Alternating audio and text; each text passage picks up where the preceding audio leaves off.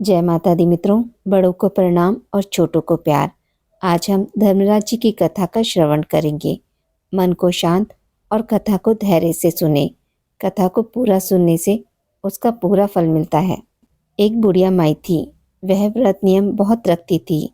एक दिन भगवान के घर से यमदूत लेने आए। बुढ़िया माई यमदूत के साथ चली गई। आगे गहरी नदी बह रही थी। बुढ़िया माई डूबने लगी। तब यमदूतों ने पूछा, माई गाय दान की हुई है क्या?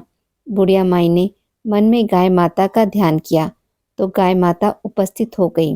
गाय की पूंछ पकड़कर बुढ़िया माई ने नदी पार कर ली।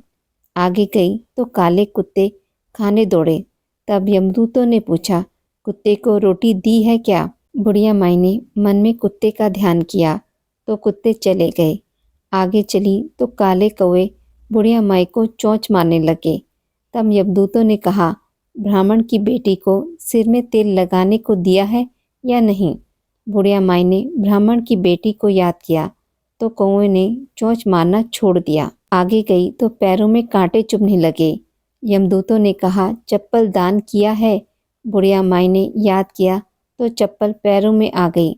आगे चली तो चित्रगुप्त जी ने यमदूतों से पूछा, आप किसको ले आए हो? यमदूतों ने कहा, बुढ़िया माई ने बहुत दान पुण्य किए हैं, लेकिन धर्मराज जी का कुछ नहीं किया, इसलिए आगे के द्वार बंद है। तब बुढ़िया माई ने विनती की कि मुझे 7 दिनों के लिए धरती पर जाने दो। मैं इन 7 दिनों में धर्मराज जी की कहानी सुनकर उद्यापन कर वापस आ जाऊंगी। धर्मराज जी ने उसके प्राण लौटा दिए। धरती पर बुढ़िया माई के शरीर में जान वापस आ गई।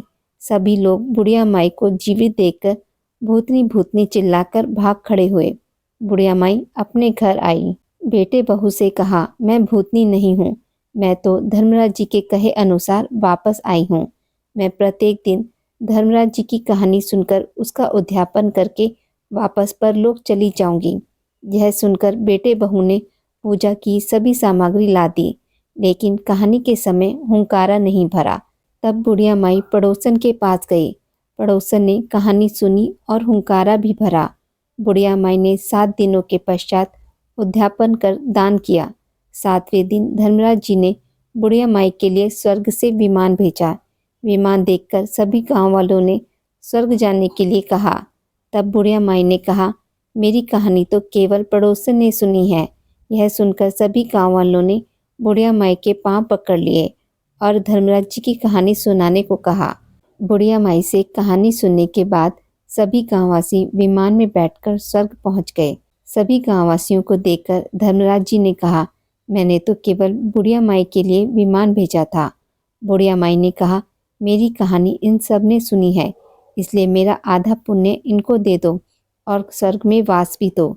तब धर्मराज जी ने सभी गांववासियों को स्वर्ग में वास दे दिया। सो हे धर्मराज जी, जैसे बुढ़िया माई को स्वर्ग दिया वैसे सबको देना।